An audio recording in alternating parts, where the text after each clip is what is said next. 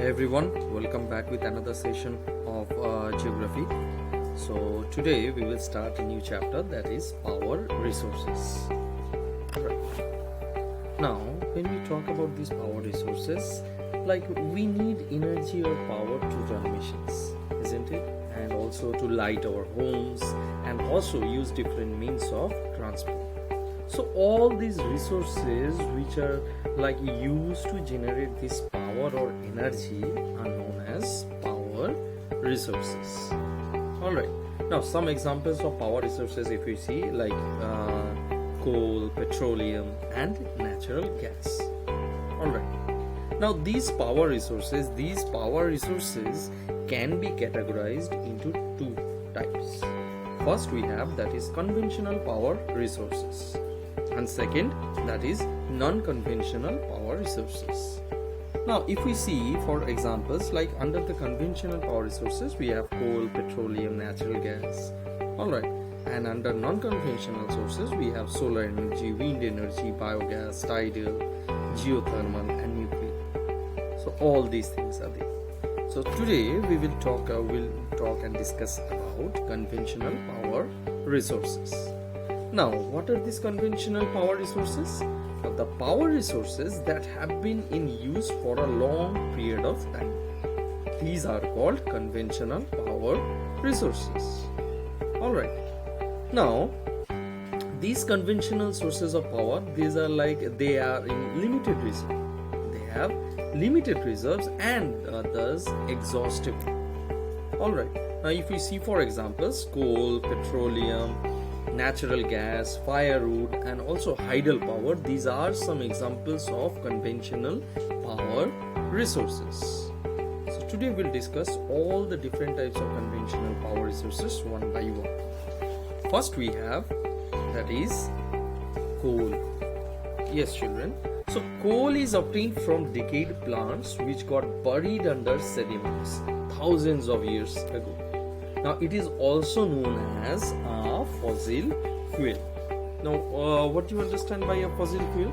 So fossil fuel are like energy resources that has been produced from the remains of dead plants and animals over thousands of years. Alright, so these are known as fossil fuels. Now this coal, it is the most abundantly found fossil fuel. Alright, now this coal, it is used to run machines, steam engines and also ships. Alright, further it is also used to generate electricity, and the electricity that is generated using coal is known as thermal electricity, or you can also say thermal power. Now when we talk about this coal, so coal, like there are four varieties of coal. So the varieties of coal are like peat, lignite, bituminous and anthracite. So these are the different varieties of coal that we have. Now out of these, the best variety of coal is anthracite, while the most widely available is bituminous. Alright, and on the other hand, lignite and peat, they are like inferior varieties of coal. You see the picture here. So how these are the four various forms of coal. Peat, it's basically it's not like comes under the proper coal. So these are the partially decayed plant matter in swamps and bogs. They have low heat content. Now again, heat is pressurized and lignite is formed. So these are the brown coal. Lignite is also known as brown coal. And after that comes the bituminous. These are known as soft coal.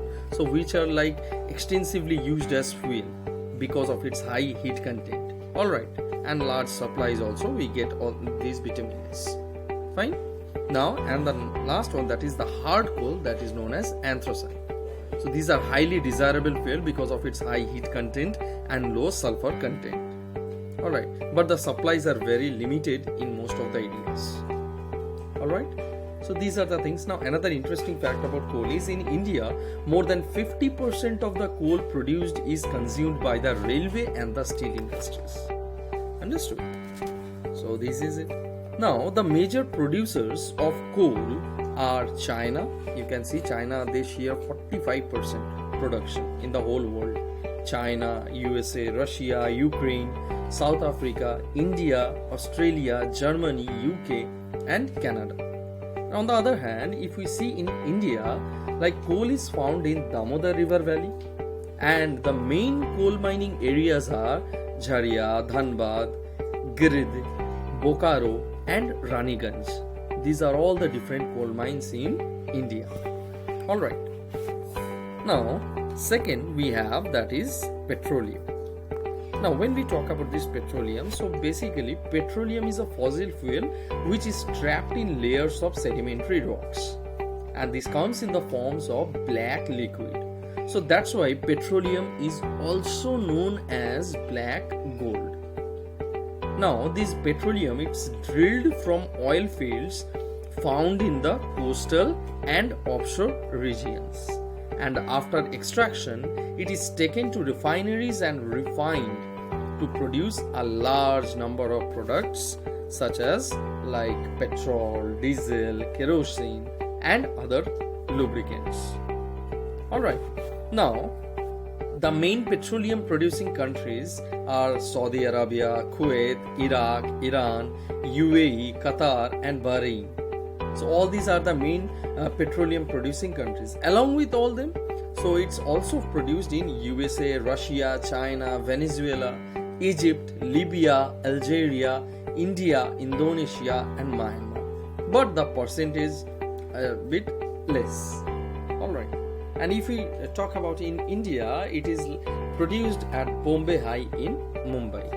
Also, we have Digboy in Assam and in the delta areas of Krishna and Godavari rivers. You can see the map over here.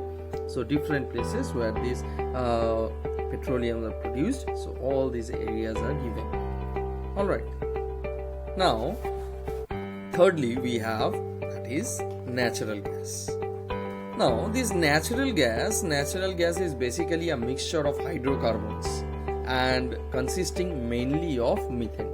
You can see the picture here, methane. So the larger proportion is methane, then comes ethane, propane, butane, and it condensates, and few proportion of nitrogen, carbon dioxide, hydrogen, helium, all these things are there. Alright. Now, the reserves of natural gas are found deep inside the earth near petroleum deposits. Okay. Now, this natural gas, this is released when petroleum is brought to the surface. Alright. And the same way, the petroleum also, this natural gas, it is not used in its pure form, and further it is converted to a cleaner fuel for consumption. Now, it is also used as a transport fuel. Specifically, we know it as CNG, that is compressed natural gas, and also as domestic fuel, that we know it as LPG, liquefied petroleum gas. Alright, and these are also used for generating electricity. Alright, now along with all this, the major producers of natural gas in the whole world, that is we have Netherlands, Norway, Russia, UK. Alright, so along with all them, in India if we see Tripura, Assam, Gujarat, Krishna Godavari Delta, Jaisalmer, and some areas of the shore of Mumbai have natural gas reserves. Fine. Now, when we talk about all these fossil fuels, so fossil fuels such as coal, petroleum, and natural gas, these are the important conventional sources of power. We all know this, isn't it? So, but the reserves of these fossil fuels are very limited. So we must check this fact, and we must use it judiciously and conserve it for the future generations also. Now, the rate at which they are being used is far greater than the rate of their formation. So right now, if their usage is not controlled, they will be soon exhausted. And we are the only ones who was supposed to face the odds out of it. Alright. Now, next conventional sources of energy that is firewood. Now in India, if we talk about, firewood is the main source of energy for the villagers. Alright, now more than 50% of energy is derived from this firewood. Alright, now also it is widely used for cooking and heating. Along with all this, it can be used for fueling steam engines and steam turbines that generate electricity. Now, when we talk about this firewood, there are lots of demerits about firewood, isn't it? So it causes deforestation and it causes global warming. So it causes like disbalance in the nature. So there are lots of demerits are there in case of firewood. Alright, so we need to keep this in mind. We need to check all these things. And the last one that we have, that is the water power. Alright, this also comes under the conventional power source. Now, when we talk about this water power, the water power is the power that is derived from the motion of water. Now, it is also known as tidal power. Alright, now the water stored in dams is made to fall from heights over a turbine placed at the bottom of a dam. Alright, you can see the picture here. And this causes the blades of the turbine to move and run the generator to produce electricity. Understood?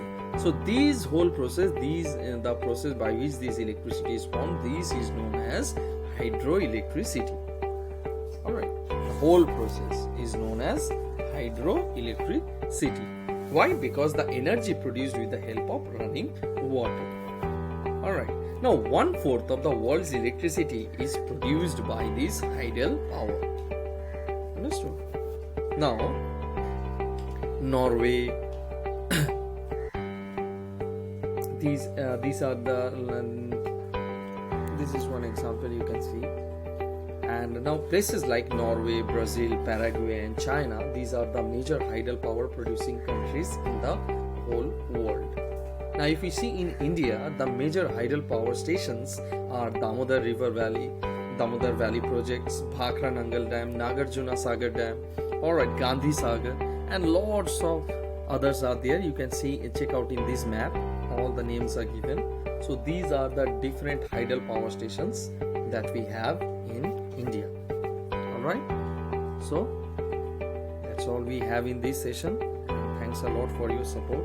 Without your cooperation, it was not done. So thank you guys. See you in the next session.